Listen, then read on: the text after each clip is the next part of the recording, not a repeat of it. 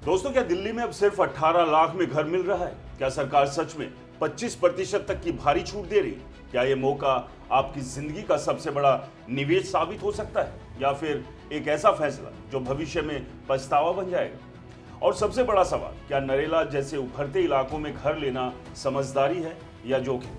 अगर आप भी इन सवालों से जूझ रहे हैं तो ये खबर आपके लिए बेहद महत्वपूर्ण है, क्योंकि दिल्ली विकास प्राधिकरण यानी दिल्ली डेवलपमेंट अथॉरिटी ने एक ऐसी स्कीम लॉन्च की है जिसने आम आदमी के घर के सपने को फिर से जगा दिया। दरअसल डीडीए ने अपनी नई आवास योजना के तहत नरेला में 1944 नए एलआईजी फ्लैट्स लॉन्च किए, जिनकी बुकिंग 27 मार्च 2026 से शुरू हो चुकी है। ये फ्लैट्स खास तौर पर लो इनकम ग्रुप यानी एलआईजी कैटेगरी के लोगों के लिए डिजाइन किए गए, जिनकी सालाना आय सीमित है और जो दिल्ली में खुद का घर खरीदने का सपना देखते हैं। आज के समय में जब दिल्ली एनसीआर में प्रॉपर्टी की कीमतें करोड़ों में पहुंच चुकी है, ऐसे में सरकार के द्वारा 18 लाख के आसपास फ्लैट ऑफर करना अपने आप में एक बड़ी राहत की खबर है। यही वजह है कि इस स्कीम को लेकर आम लोगों से लेकर निवेशकों तक में जबरदस्त उत्साह देखने को मिल रहा है। अगर इस स्कीम की कीमत और ऑफर्स की बात करें तो डीडीए ने इसे और भी आकर्षक बनाने के लिए कुछ फ्लैट्स पर 25% तक की छूट भी दी है। यानी जो फ्लैट पहले ज्यादा कीमत पर थे, उन्हें अब डिस्काउंट के साथ उपलब्ध कराया जाएगा। ये कदम इसलिए भी अहम माना जाता है क्योंकि पिछले कुछ सालों में नरेला के फ्लैट्स में जो लोगों की रुचि कम हुई थी और कई यूनिट्स अनसोल्ड रह गई थी। ऐसे में डीडीए का एक नया ऑफर उन खरीदारों को आकर्षित करने की कोशिश है जो कम बजट में सरकारी सुरक्षा के साथ घर खरीदना चाहते हैं। दोस्तों, अब बात करते हैं लोकेशन, क्योंकि रियल एस्टेट में सबसे बड़ा फैक्टर होता है लोकेशन।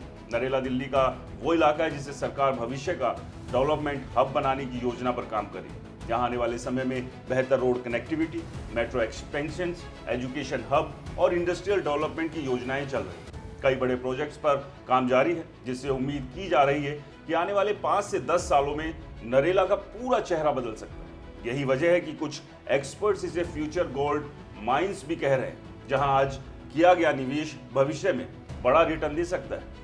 दोस्तों, फ्लैट्स की बात करें तो ये मुख्य रूप से 1 BHK यूनिट्स हैं, जिनका साइज लगभग 300 से 400 स्क्वायर फीट के बीच है। ये फ्लैट्स बेसिक सुविधाओं के साथ आते हैं और चूंकि ये सरकारी प्रोजेक्ट है, इसलिए इसमें लीगल सिक्योरिटी भी मिलती है, जो प्रोजेक्ट्स बिल्डर के मुकाबले एक बड़ा प्लस पॉइंट है।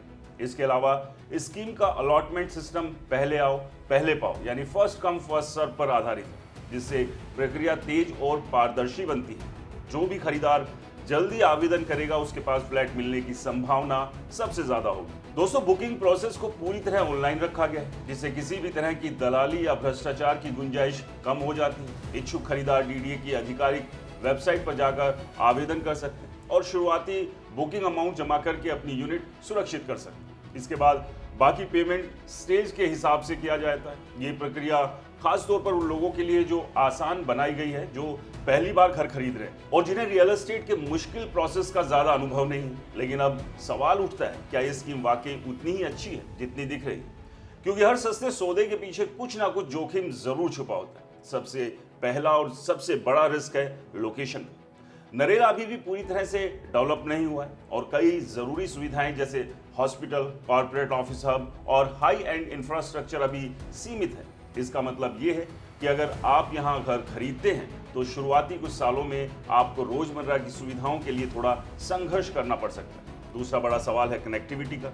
हालांकि सरकार मेट्रो रोड नेटवर्क को बेहतर बनाने का दावा कर रही है, लेकिन फिलहाल नरेला से दिल्ली के प्रमुख बिजनेस हब तक पहुंचने में काफी समय लगता है। अगर आप नौकरी पेशा है और रोजाना लंबा सफर तय करना पड़ता है तो ये आपके लिए एक बड़ी चुनौती बन सकता है। यही वजह है कि कई लोग इन फ्लैट्स को खुद रहने के बजाय इन्वेस्टमेंट के नजरिए से देख रहे हैं। तीसरा मुद्दा है रीसेल वैल्यू और रेंटल डिमांड।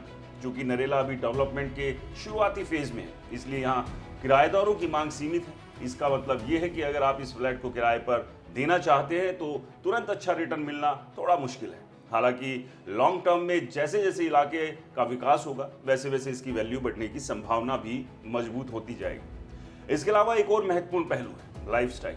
अगर आप साउथ दिल्ली या गुरुग्राम जैसे डेवलप इलाकों के लाइफस्टाइल के आदी हैं तो नरेला का माहौल आपको थोड़ा सा साधारण लग सकता है। यहाँ अभी वो प्रीमियम सुविधाएं और इंफ्रास्ट्रक्चर नहीं है जो बड़े शहर के पॉश इलाकों में देखने को मिलते हैं। इसलिए ये फैसला लेने से पहले आपको अपनी ज़रूरतों और आपकी प्राथमिकताओं को अच्छे से समझना होगा।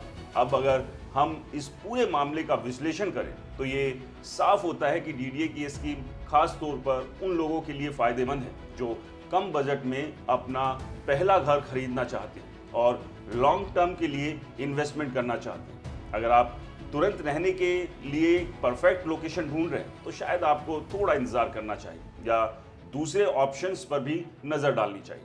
लेकिन अगर आपका टारगेट है कम कीमत में एक सुरक्षित सरकारी प्रॉपर्टी खरीदने का और भविष्य में उसकी वैल्यू बढ़ने का इंतजार करने का, तो ये स्कीम आपके लिए अच्छा मौका हो सकती है। यही वजह है कि आज सोशल मीडिया पर इस स्कीम को लेकर जबरदस्त चर्चा हो रही है। कुछ लोग इसे गरीबों के लिए सुनहरा मौका बता रहे हैं तो कुछ इसे लोकेशन ट्रैप कह रहे हैं। सच्चाई इन दोनों के बीच कहीं है। ये स्कीम ना तो पूरी तरह परफेक्ट है और ना ही पूरी तरह खराब है। ये पूरी तरह इस बात पर निर्भर करता है कि आप इसे किस नजरिए से देखते हैं, रहने के लिए या इन्वेस्टमेंट के लिए।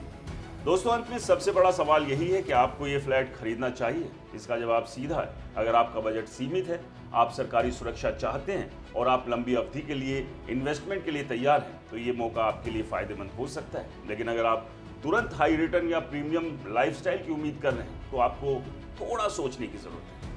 दोस्तों, डीडीए की स्कीम को लेकर आपकी क्या राय है? क्या आप भी अप्लाई करेंगे? हमें कमेंट बॉक्स में ज़रूर बताएं। इस वीडियो को लाइक करें, ज़्यादा से ज़्यादा शेयर करें ताकि ज़रूरतमंद लोगों तक ये मैसेज पहुंच सके। और हमारे चैनल को सब्सक्राइब और फॉलो करना बिल्कुल ना भूलें, क्योंकि रियल एस्टेट से जुड़ी हुई रियल स्टोरी आपको सिर्फ और सिर्फ रिपोर्टर जी पर ही मिलेंगी। नमस्कार।